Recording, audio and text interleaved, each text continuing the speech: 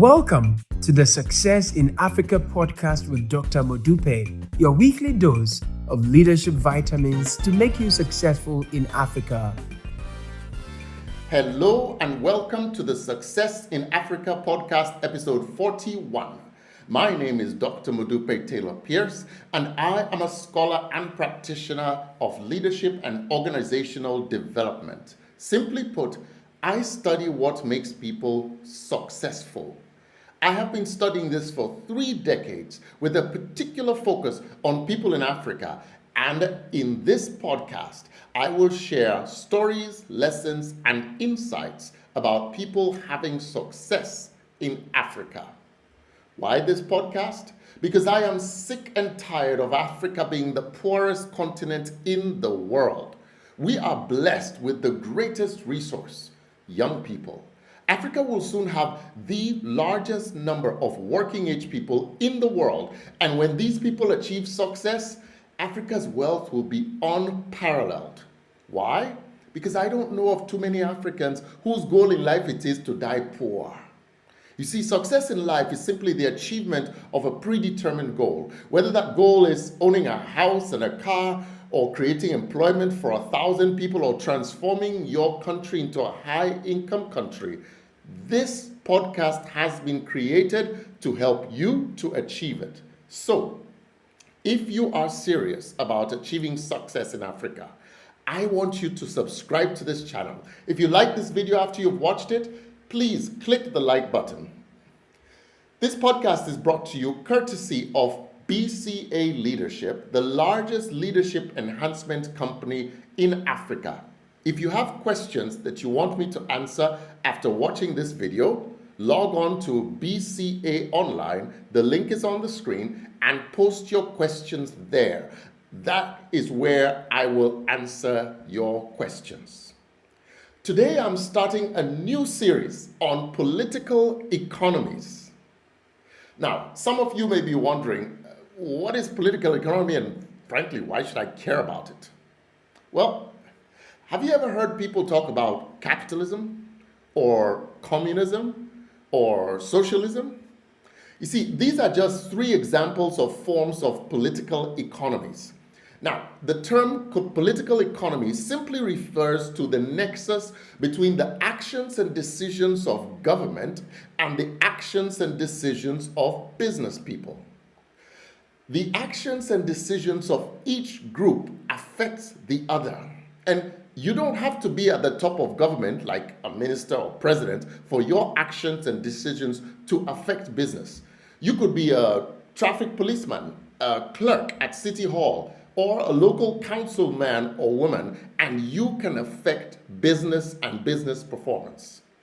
Similarly, you don't have to be running a mega business like a mining company or a bank for your business to influence government decisions and policies, and for the decisions and actions of government to influence the success of your business. You may be a street trader, a taxi driver, or a farmer, and your actions and decisions can influence government decisions, and your business can be influenced by those government decisions.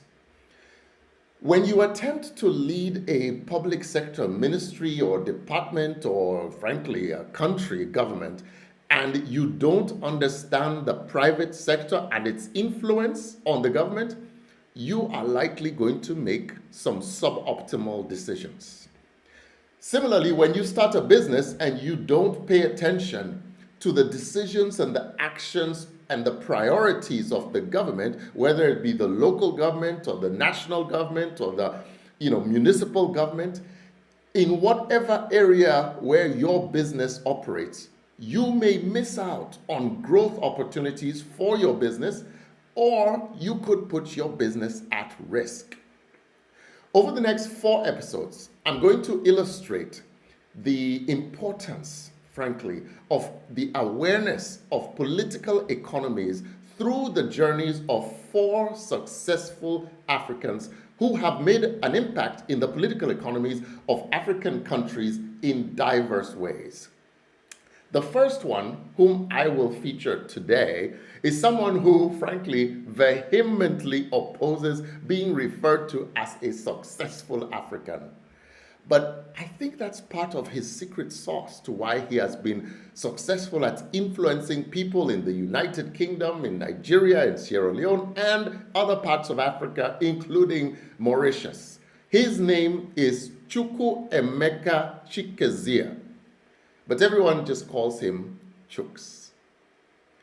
Chuks is of dual Nigerian and Sierra Leonean origin, and his family ties extend even to Equatorial Guinea. He has been one of the most influential leaders in development in Sierra Leone and headed successful development projects like the Sierra Leone Opportunities for Business Action, the International Growth Center, and Invest Salone. He co-founded the hugely influential Africa Foundation for Development, which is commonly known as AFFORD, which, by the way, has been successful in catalyzing the contributions of the African diaspora towards the development of Africa, way past the simple measures of just sending remittances.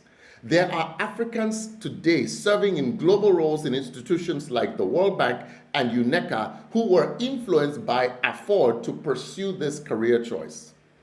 Chuks has also served as a senior advisor to the government of Mexico and the government of Mauritius, and he was instrumental in ending the Ebola epidemic in Sierra Leone through his work at the National Ebola Response Center.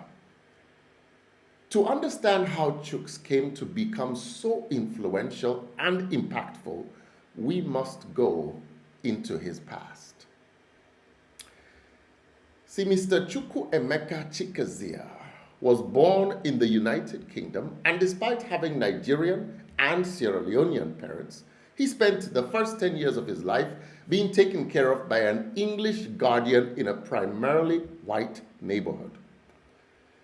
He was then moved to Sierra Leone at age 10, where he finished primary school and secondary school, and he started his university studies, completing 2 years in Sierra Leone. He returned to the United Kingdom in the midst of his studies, worked full-time, and went to university part-time doing independent study courses. The system of learning in the United Kingdom changed his thinking. Chuks realized that in Sierra Leone, he had been robbed of the opportunity to learn to think critically. But in the United Kingdom, he was challenged to think for himself, and it liberated his mind. He became conscious of the critical role that the quality of education has on a nation through his dual experience. As he puts it, in the UK, I was taught to think, and I was left feeling empowered and ready to take on the world. I realized that I had agency. I realized the amazing power of self-limiting beliefs and resolved to never be limited by these things. Now, Chuks' passion for creating lasting change in Africa brought him into contact with another young African, Nicholas, who would eventually become the co-founder of the organization that earned Chuks a member of the Order of the British Empire Award, or an MBE, which, by the way, was bestowed on him by Her Majesty Queen Elizabeth of England. The organization's name was the African Foundation for Development, or AFFORD. This was the organization that Chuks and Nicholas co-founded. In the past 30 years, since its inception in 1994, AFFORD has created over 30,000 jobs in Africa, mobilized hundreds of volunteers, trained 18,000 members of the diaspora on how to mobilize their resources, activism, and influence. It has influenced government policies of Western nations, and it has programs that range from providing business, technical support, advocacy, growth capital, and social activism. Not only was Chuks the co-founder, he served as the executive director for a number of years and then successfully handed over responsibility for running AFFORD to a new generation of change makers. When I asked Chooks to share what he has learned about development and transforming countries, he stated, and I quote, "Modupe, the fundamental insight that we must understand is that everything is connected.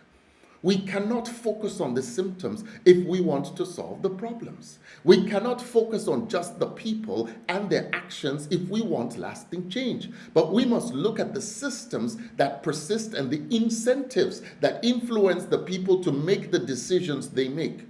We cannot focus on generating short-term results when we are dealing with long-term problems. We are long-distance runners engaged in a marathon relay race. And we must be intentional about collaborating with all the stakeholders and convening them to find multifaceted solutions to the persistent problems that yield us the results that we seek to change."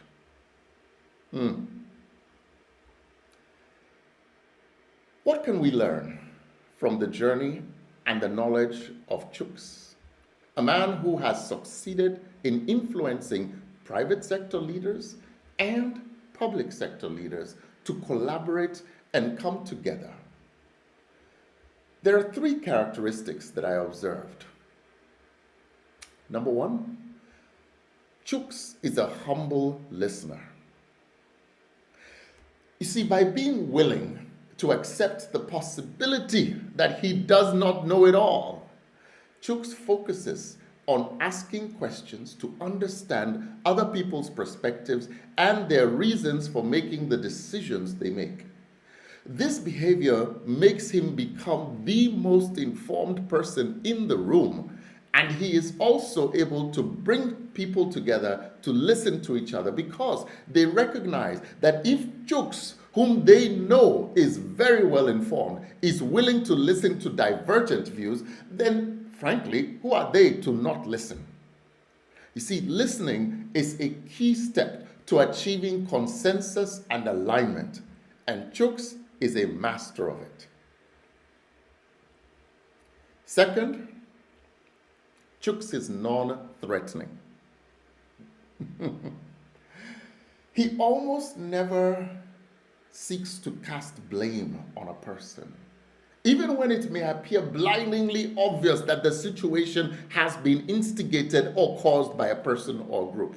He operates from the binding assumption that people are rational human beings and will act in ways that they believe serve their interests. So if someone is doing something, it is because that person believes, based on the information they have at that time, that something they're doing is in their interest. He does not heap praise, similarly, on those who act in good ways, because what he really wants to know, again, not focusing on the person, but really to understand why they did what they did. What are the incentives that made this person act this way versus somebody else act a different way? His focus on systems and reward mechanisms makes his aspersions far more palatable to all sides because they're not viewed as a personal attack or a threat to their immediate interests. So indeed, he is non-threatening. Third, Chooks focuses on the greater good and long-term solutions. It's hard to meet anyone who will tell you that Chooks does what he does for selfish reasons. He always communicates and re-communicates an intention to seek development so that all people will benefit, not just a few. He consistently reminds his stakeholders about the value of making the community, the country, or the city a place where all people can live lives of fulfillment. Because of this, he succeeds in bringing people with differing short-term interests together for the greater good of a long-term situation or solution. You see, Chooks has helped people in both sectors, public and private, learn about the importance of listening to each other and has thus achieved much in the field of development. I hope that anyone else who seeks to influence the course of development in Africa, whether through a non-profit organization or a for-profit business or government service, I hope you will take a page from the example of Chuks and listen well, resist the temptation to blame others and address symptoms, and never forget that a rising tide can lift all boats. We have now come to the end of today's episode. I do hope you've learned a few lessons and acquired some tips on how political economies are important and how you can bring together people from different parts of the development table in order to find solutions that will breed success. Next week, we will continue with our series featuring another person who's been a successful African by leveraging his understanding of political economies. Thank you for listening and watching. Please do not forget to subscribe to this channel, like this video, tell your friends about it. Together, we can transform our beloved continent. I'll see you next week. Tomorrow belongs to those people who prepare for it today. See you next week.